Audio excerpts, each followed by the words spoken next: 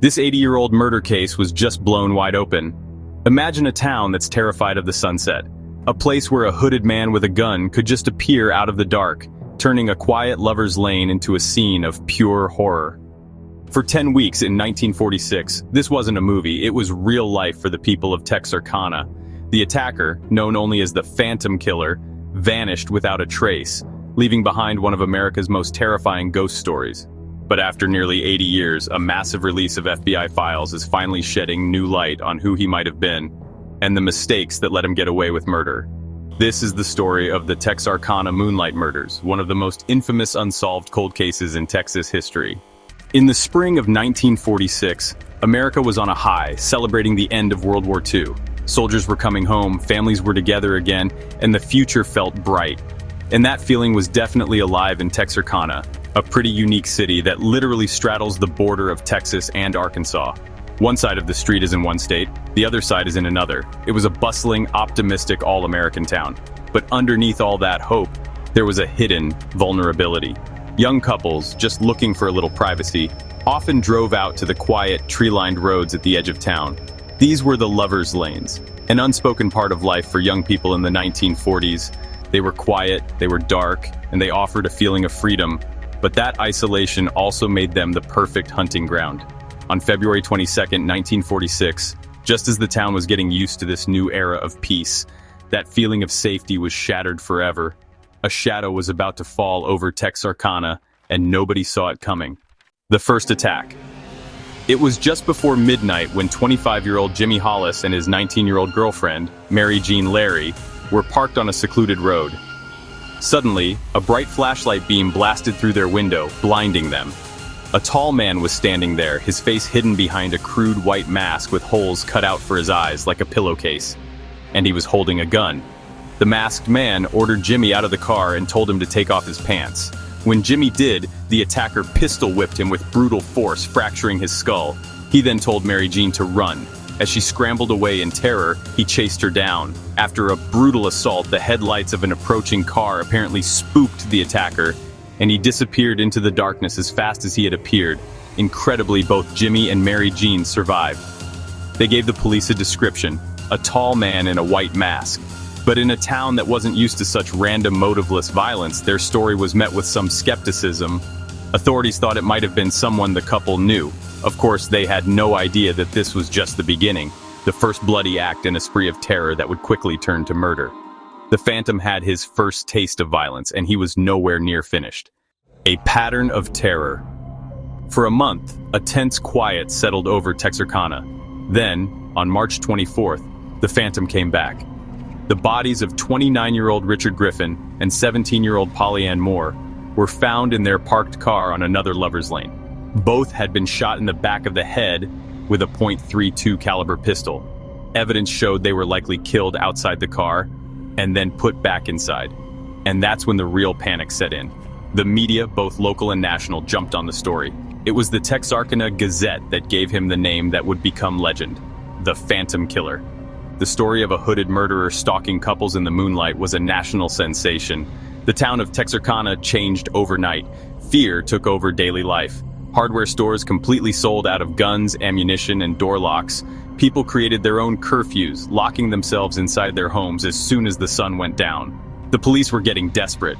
They called in one of the most famous lawmen in the state, Texas Ranger Manuel Lone Wolf Gonzalez, to lead the hunt. Roadblocks went up, and nightly patrols of the town's back roads became routine, but the Phantom wasn't scared. 3 weeks later, on April 14th, he struck again. 15-year-old Betty Jo Booker and 17-year-old Paul Martin were found dead. Paul's body was discovered near their car in Spring Lake Park, but Betty Jo's was found nearly 2 miles away. The killer was getting bolder. Then came the final, and maybe the most terrifying attack. On May 3rd, the Phantom changed his strategy. This time he didn't go to a lover's lane. He went to an isolated farmhouse. Inside, 37-year-old Virgil Starks was in his armchair reading the paper. The Phantom fired a .22 rifle through the window, killing him instantly. His wife, Katie, heard the glass break and ran into the room. The killer shot her twice in the face. Unbelievably, despite her horrific injuries, Katie Starks survived. She managed to run to a neighbor's house for help, but she never got a clear look at her attacker. And then, nothing. After 10 weeks of terror, 5 people were dead and 3 were wounded. The Phantom Killer, after holding an entire city hostage with fear, was just gone. The case went cold, leaving behind a storm of questions and a deep psychological scar on the community. For decades, the mystery of the Phantom Killer has been a source of both fascination and fear. If you find these historical mysteries as compelling as I do, hitting that subscribe button really helps the channel bring more of these forgotten stories back to light.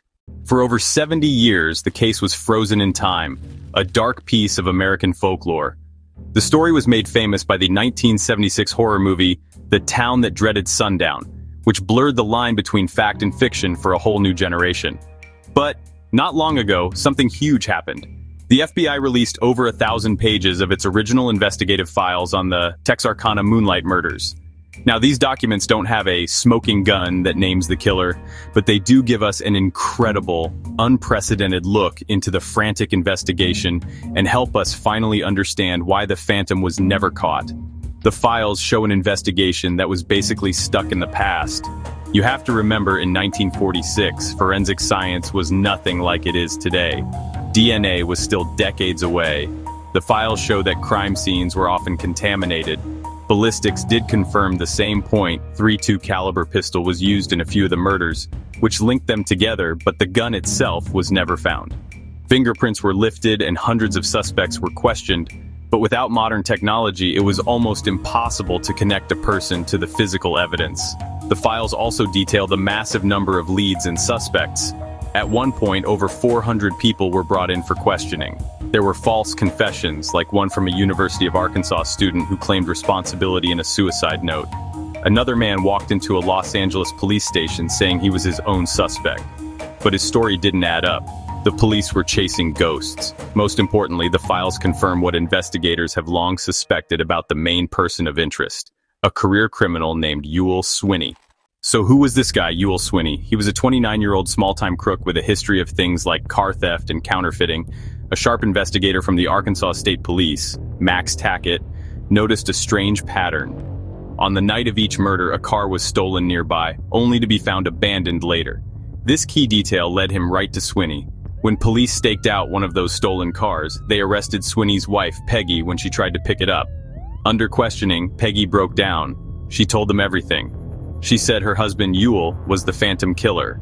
Her story included details about the crimes that had never been released to the public, which made her confession incredibly convincing.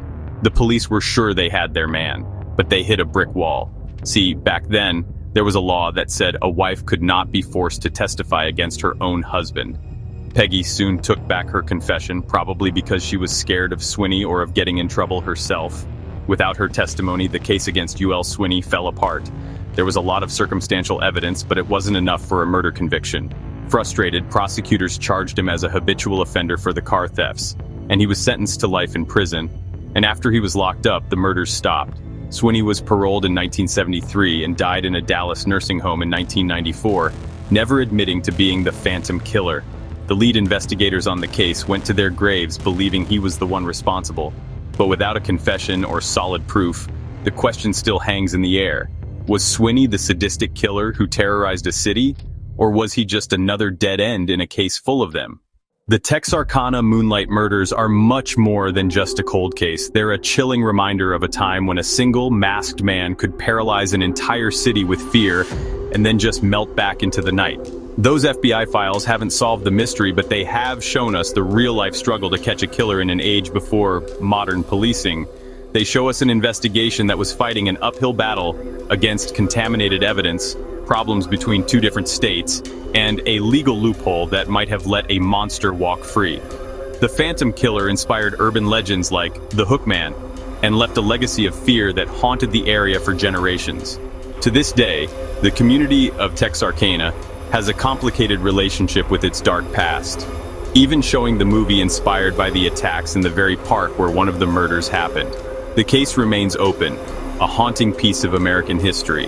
The identity of the man in the white hood who stalked those dark roads is a secret that, for now, the past is keeping to itself. What do you think really happened? Was Ewell Swinney the Phantom Killer, or is the real story still out there, lost to time? Let me know your theories in the comments below.